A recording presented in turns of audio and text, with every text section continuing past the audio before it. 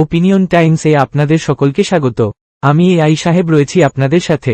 Ration button ব্যবস্থায় ওজনে কারচুপি রুখতে বৈদ্যুতিন ওজন যন্ত্রের ব্যবহার চালু করেছে রাজ্য খাদ্য দফতর।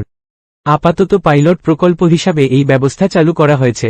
তবে খাদ্যমন্ত্রী রথীন ঘোষ জানিয়েছেন, এর পরের ধাপে রেশন দোকানগুলিতে বৈদ্যুতিন ওজন যন্ত্র রাখা বাধ্যতামূলক করা হবে, যাতে কারচুপির ফাঁদে পড়ে গ্রাহক তার বরাদ্দ রেশন থেকে বঞ্চিত না হন।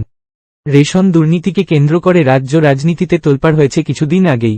দুর্নীতির অভিযোগে প্রাক্তন খাদ্যমন্ত্রী জ্যোতিপ্রিয় মল্লিককে গ্রেফতার করেছে ইডি। সেই ঘটনার পরে রেশন ব্যবস্থাকে আরও স্বচ্ছ করতে চলতি বছরের শুরু থেকেই নানা ধরনের ব্যবস্থা চালু হয়েছে খাদ্য দফতরে। ওই দফতরের পোর্টালের মাধ্যমে নতুন রেশন কার্ডের আবেদন গ্রহণ থেকে শুরু করে সব ধরনের পরিষেবা অনলাইনে দেওয়ার উপরে গুরুত্ব আরোপ করা হয়েছে, যাতে কোনোভাবেই খাদ্য দফতরের বিরুদ্ধে কোনো ধরনের অভিযোগ না ওঠে। এই ব্যবস্থায় ইতিমধ্যে প্রায় 20 লক্ষ মানুষ যুক্ত হয়েছেন বলে দাবি খাদ্য দফতরের। রেশন সংক্রান্ত কাজের জন্য গ্রাহকদের যাতে বিভিন্ন দফতরে ঘুরতে না হয়, তাই এই ব্যবস্থা। দফতরের আধিকারিকেরা জানান, খাদ্য সরবরাহ ব্যবস্থাকে পুরোপুরি অনলাইনে নিয়ে আসার চেষ্টা হচ্ছে, যাতে সবটার উপরে নজর রাখা সম্ভব হয়। এই প্রসঙ্গে তারা জানান, ইপস অর্থাৎ বুড়ো আঙুলের ছাপ দিয়ে রেশন তোলার ব্যবস্থা ইতিমধ্যেই চালু করা হয়েছে। এবার তার সঙ্গে জুড়ে দেওয়া হবে বৈদ্যুতিন ওজন যন্ত্র।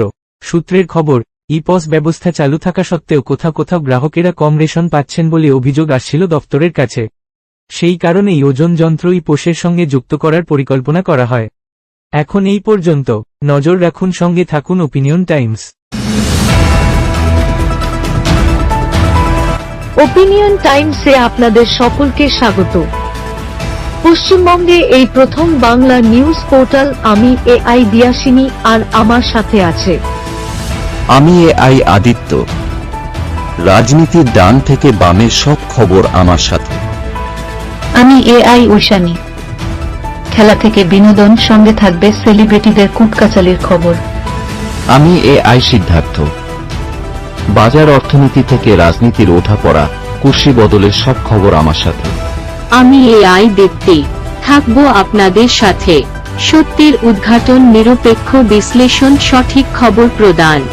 সঙ্গে থাকুন, দেখতে থাকুন ওপিনিয়ন টাইমস।